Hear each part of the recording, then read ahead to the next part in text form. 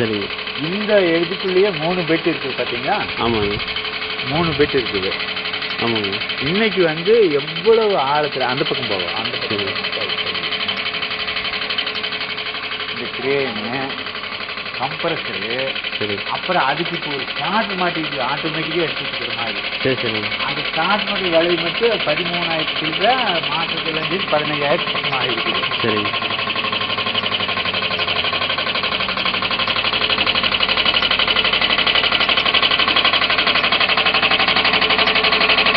இதுக்கு இவ்வளவு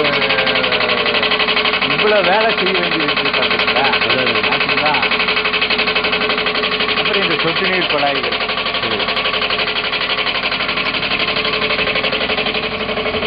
அந்த ரோப்பு, ட்ரெயின், ட்ரெயினு, எவ்வளவு ஆழத்தில் தண்ணி கிடக்குது. 100 அடி இருக்குல்ல கிணறு? 100 அடி இருக்கு.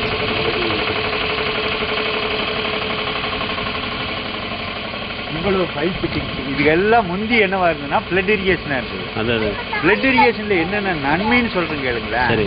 அதாவது நம்மளுக்கும் இப்போ நம்மளுக்கே இருக்குதுன்னு வச்சுக்கலாம். என்ன சொல்கிறாங்கன்னா, திருவள்ளுவரவே சொல்லுங்களா, அவர் என்ன சொல்கிறாருன்னா, மிகினும் குறையினும் நோய் செய்யும் வழிமுதல எண்ணியமோன்றிருக்கிறார். அதாவது 2 விட்டுட்டாரு, பூமியை விட்டுட்டாரு, ஆகாயத்தை விட்டுட்டாரு. அதுக்கு இடையில் இருக்கிறது 3 வந்து 1 நீர், 2வது வந்து வெப்பம், 3வது காற்று. இந்த 3 கூடுனாலும் குறைஞ்சாலும் நோய் செய்யுங்கிறார் இல்லைங்களா? அப்போ இந்த இடத்துல சொட்டு நீர் வைக்கிறீங்கன்னு வச்சுக்கங்களேன். சரி. இந்த இடத்துல சொட்டு நீர் வைக்கிறீங்க, இவ்வளவு நனையுதுன்னு வச்சுக்கங்களேன். அந்த பக்கம் வெந்துட்டு இருக்குது. அந்த வேக்காடும் இந்த ஈரம் சேருதுன்னு வச்சுக்கங்களேன். அப்ப என்ன நடக்கும்னா நோய் உருவாகும். அப்ப நோயை வந்து நாமளா உருவாக்கிறோம். பிளட் இரிகேஷன் தான் கரெக்ட். ஆனா இன்னைக்கு பிளட் இரிகேஷன் முடியாது. எல்லாரும் சொல்லுவாங்க, இத்தனை பேருக்கு சொல்லுவாங்க. அப்ப நாம என்ன பண்ணுவோம், இந்த கிணத்து ரப்பருக்கான வழி தான் பார்க்கணும், பிளட் இரிகேஷன் தான் பார்க்கணும். அப்பதான் அந்த கான்டாக்ட் சரியா இருக்கும். ஆச்சுங்களா? அப்புறம் தென்னை மரத்துக்கு சொட்டு நீர் போடுறோம்னு வச்சுங்களா. இப்ப தென்னை மரத்தை நீங்க உருவாக்கல, நான் உருவாக்கல, இயற்கை உருவாக்கி. இயற்கை உருவாகி பல கோடி வருஷத்துக்கு பின்னாடி தான் மனுஷனே தோன்றேன். இந்த மரங்கள்லாம் உருவாகி, தாவரங்கள் உருவாகி பல கோடி வருஷத்துக்கு பின்னாடி தான் மனுஷனே தோன்றேன். அந்த மனுஷன் தோன்றியிருந்து என்ன பண்றேன், தனக்கு தேவையான தாவரங்களை எடுத்து வச்சு பயிர் பண்றேன். பயிர் பண்ணிட்டு இதுக்கு நான் இப்படி பாசனம் கொடுப்பேன் அப்படிங்கிறேன். அது எவ்வளவு தூரம் மடத்தனம். இந்த தென்னை மரத்தை பாருங்க, இந்த தென்னை மரம் இயற்கையில் வளர்ந்த தென்னை மரம் தானே. அதுக்கு என்ன பாசனங்க அந்த காலகட்டத்தில் கிடைச்சிருக்கு? மழைநீர் பாசனம் மட்டும்தான் எனக்கு கிடைச்சிருக்கு. அந்த மழை நீரை கூட எப்படி பிரித்து கொடுக்குதுன்னு பாருங்க இல்லைங்க. இந்த ஓலைகள் வழியா பிரித்து கொடுக்குது.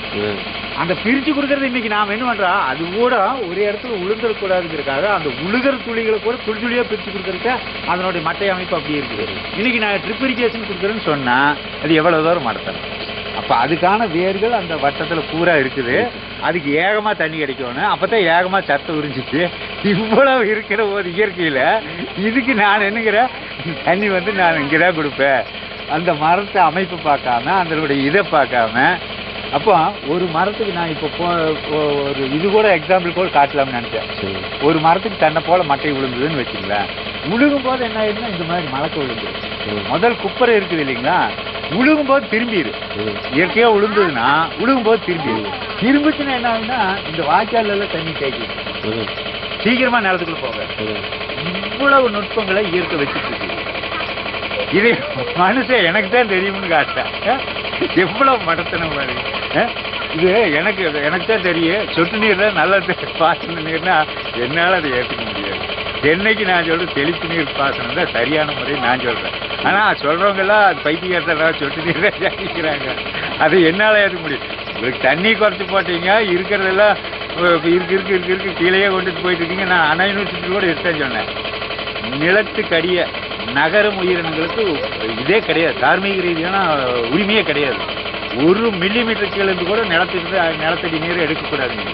அது பூராமே அசையா நிலையில் இருக்கக்கூடிய தாவர இனங்களுக்கு மட்டுமே சொந்தம். இந்த மாதிரி நினைச்சு பாருங்க. இந்த மாதிரி போர் போட்டுட்டு இந்த மாதிரி கிணறு வெட்டிட்டு இருப்போமா நம்ம? அப்போ நிலத்துக்கு மேல் மட்டத்தில் எப்படி நீரை உருவாக்குறதுங்கிற தன்மையை நீங்கள் படிச்சிருக்கணும். அதை விட்டு போட்டு 1000 அடி போர் போடுறது கண்டுபிடிச்சு அதுக்கு பெருமை பேசுகிறாங்க, அதுக்கு அவார்டு கொடுக்குறாங்க. 1500 அடிக்கு கீழே இருந்து மோட்டரை உறிஞ்சினா அவன் பெரிய தொழிலதிபர், அவனுக்கு அவார்டு கொடுக்குறாங்க. ஆனால் இதை பற்றியெல்லாம் சிந்திக்கிறவன் யாருங்க கண்டுக்கவே மாட்டேங்கிறாங்க.